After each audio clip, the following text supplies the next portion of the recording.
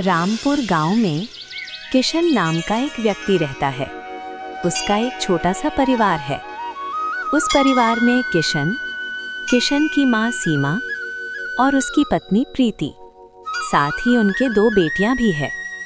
कुछ समय की बात है, एक दिन किशन की पत्नी ने तीसरे बच्चे को जन्म देने वाली होती है।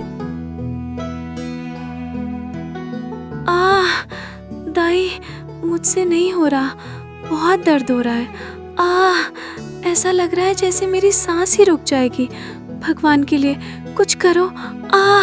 मेरे बच्चे को बचा लो। मैं सह लूंगी, लेकिन मेरे बच्चे को कुछ नहीं होना चाहिए। हिम्मत रख बहू, अभी समय है, थोड़ा और जोर लगा, सब ठीक हो जाएगा। लेकिन मामला थोड़ा कठिन लग रहा है। बच्चा सही स्थिति में नहीं है। अगर समय पर नहीं हुआ तो खतरा हो सकता है। हे भगवान, ये कैसी परीक्षा ले रहे हो? अंदर से उसकी चीखें सुनकर दिल कांप रहा है। माँ, अगर प्रीति को कुछ हो गया तो मैं खुद को कभी माफ नहीं कर पाऊंगा। बहुत दर्द हो रहा है। बेटा, हिम्मत रख, भगवान सब ठीक करेगा। लेकिन ये तीसरा बच्चा कहीं फिर लड़की ना हो। देख ले किशन, इस बार बहू ने बेटी जन्म दी तो इस घर में मैं रहूंगी या तो बहू रहेगी। हाँ माँ, आप थोड़ी देर के लिए चुप रहेंगी? एक तो ये ससुरी कब से चिल्ला रही है, ऊपर से आप हैं जो मेरा सर खा रही हैं। मुझे कुछ समझ नहीं आ रहा, क्या करूं, कैसे संभालूं ये सब? क्या कहा तूने? अपनी ही माँ को चुप करा रहा है। मैं तेरी भलाई के लिए बोल रही हूँ, और तू? अरे घर की हालत देख, 2 लड़कियां पहले से हैं, अब अगर फिर। अरे किशन बेटा, अम्मा जल्दी अंदर आओ, हालत बिगड़ रही है। अगर अभी फैसला नहीं लिया तो माँ या बच्चा किसी एक को ही बचा पाएंगे। जल्दी से किसी डॉक्टर को बुला लो। अरे तुम तो ठीक कहती हो, लेकिन डॉक्टर के लिए पैसे नहीं है मेरे पास। और वैसे भी भगवान की मर्जी के बिना कुछ नहीं होगा।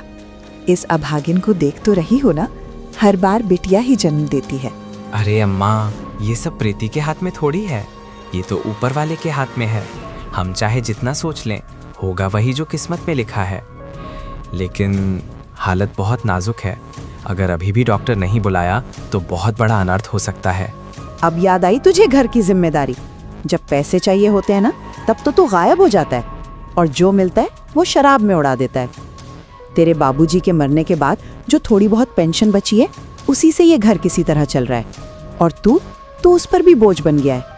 मैं तो ये सोच कर परेशान हूँ, इन 2 बच्चियों का क्या होगा? उनकी शादी कैसे होगी? किसके भरोसे छोड़कर जाऊं मैं इन्हें? अरे अम्मा जल्दी करो, बहुत खून बह रहा है। अब एक पल की भी देरी जान ले सकती है।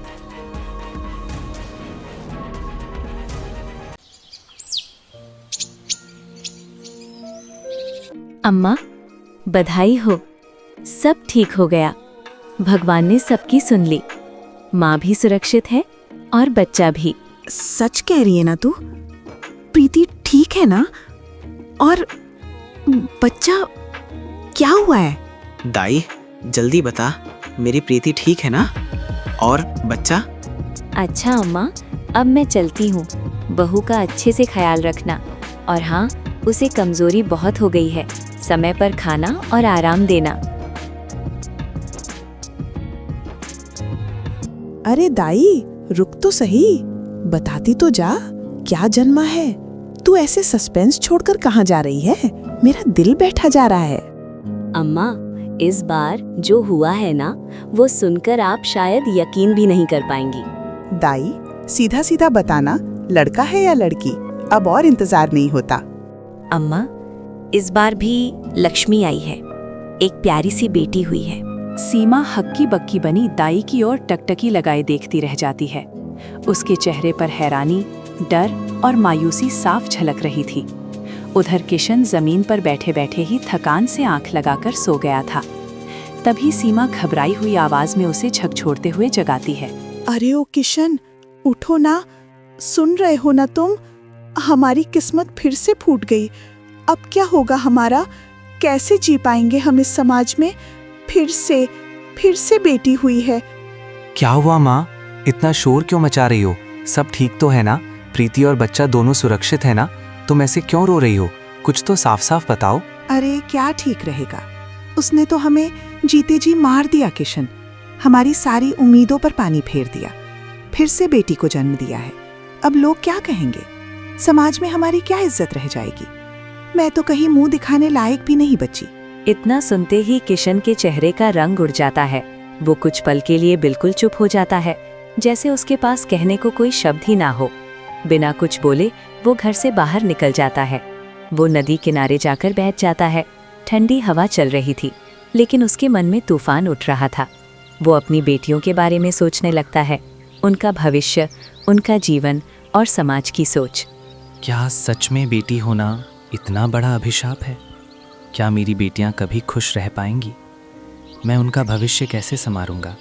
क्या मैं एक अच्छा पिता बन पाऊंगा, या समाज के डर से मैं भी हार जाऊंगा? तभी उसी रास्ते से गांव के मास्टर जी अपनी साइकिल पर गुजर रहे थे। अचानक उनकी नज़र नदी किनारे बैठे उदास किशन पर पड़ती है। किशन का झुका हुआ सिर और मायूस चेहरा देखकर मास्टर जी को कुछ ठीक नहीं लगता और वे साइकिल रोककर उसकी ओर बढ़ते हैं।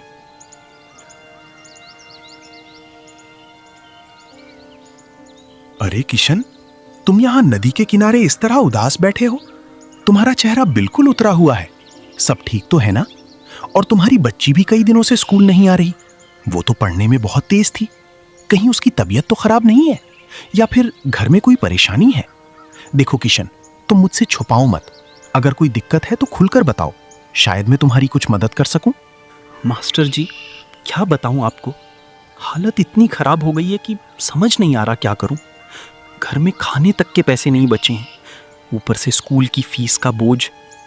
मैं चाहता हूं कि मेरी बच्चियां पढ़ लिख कर कुछ बने, लेकिन मजबूरी इतनी बड़ी हो गई है कि उन्हें स्कूल भेजना भी मुश्किल हो गया है।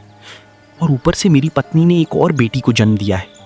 घर में पहले से ही तंगी थी, अब जिम्मेदारियां और बढ़ गई हैं।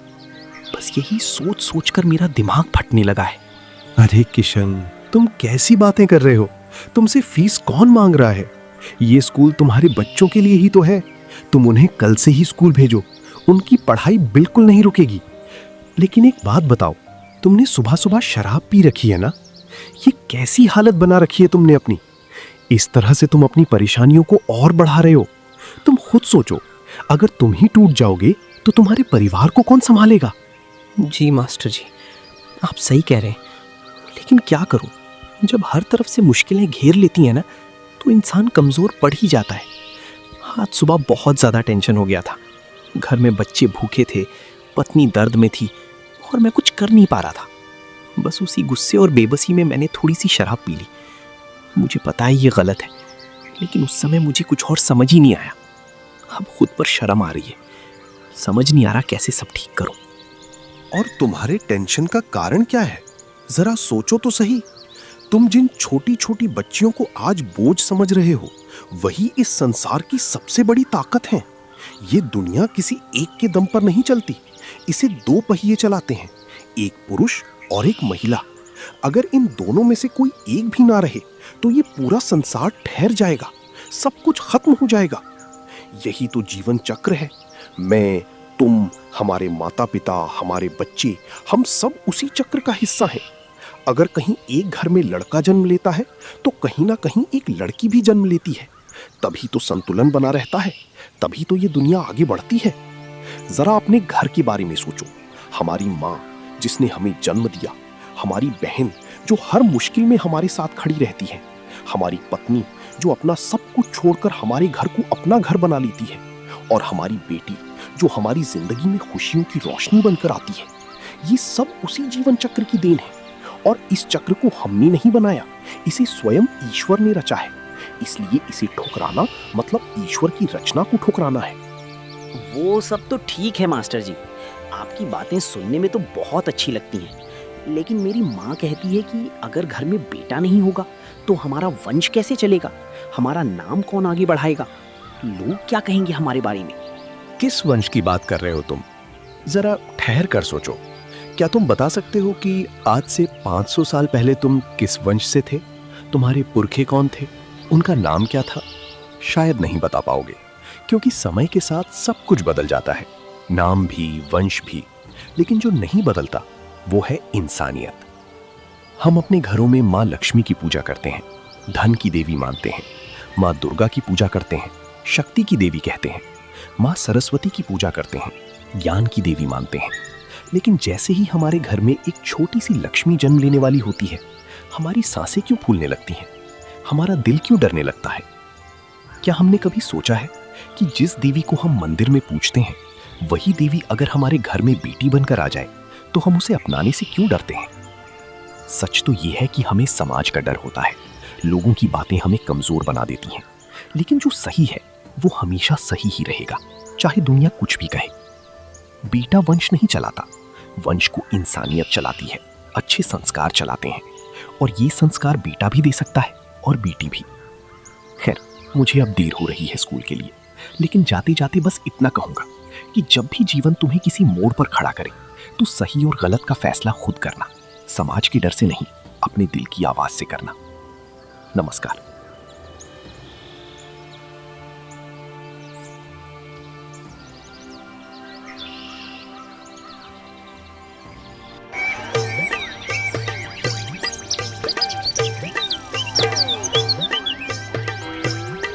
प्रीति, मुझे माफ कर दो। मैंने जो सोच रखा था वो बहुत गलत था। मैं अंधा हो गया था समाज की उन बेकार की बातों में, जहां लोग बेटियों को बोझ समझते हैं। लेकिन आज जब मैंने खेत में काम करते हुए सोचा कि ये तीनों बेटियां ही तो मेरी असली ताकत हैं, तो मुझे अपनी सोच पर शर्म आने लगी। मैंने खुद से सवाल किया कि अगर मैं ही इनका साथ नहीं दूंगा तो कौन देगा? मैं बाप हूं इनका, और अब मैं अपनी जिम्मेदारी से पीछे नहीं हटूंगा, चाहे मुझे दिन रात मेहनत क्यों ना करनी पड़े। किशन, आपने आज जो फैसला लिया है ना, वो सिर्फ हमारे लिए नहीं बल्कि हमारी बेटियों के लिए एक नई जिंदगी की शुरुआत है। मैं भी आपका साथ दूंगी, जैसे भी हो सकेगा। घर संभालूंगी, बच्चों को संभालूंगी। बस आप हिम्मत मत हारना, हम मिलकर सब ठीक कर लेंगे।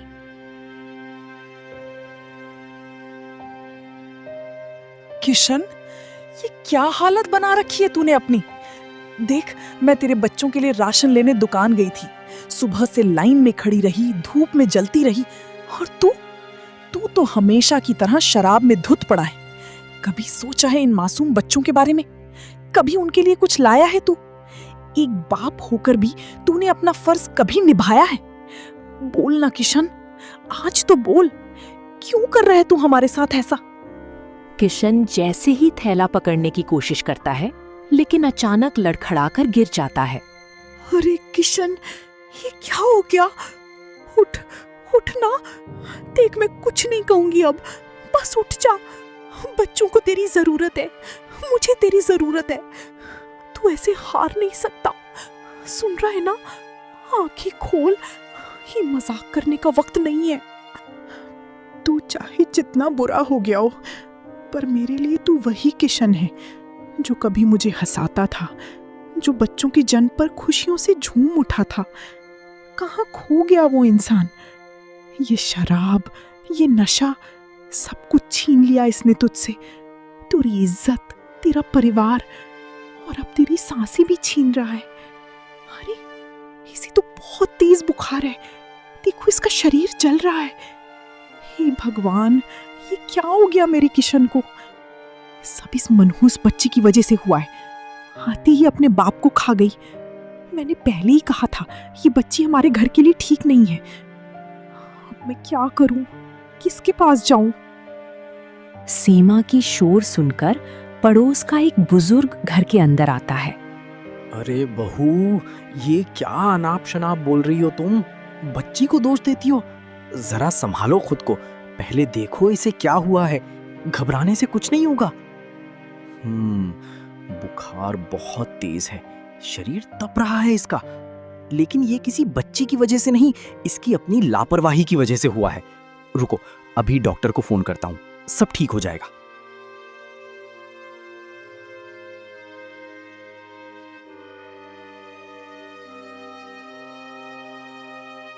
कहाँ है मरीज? आप लोग जरा हटिए, मुझे देखने दीजिए।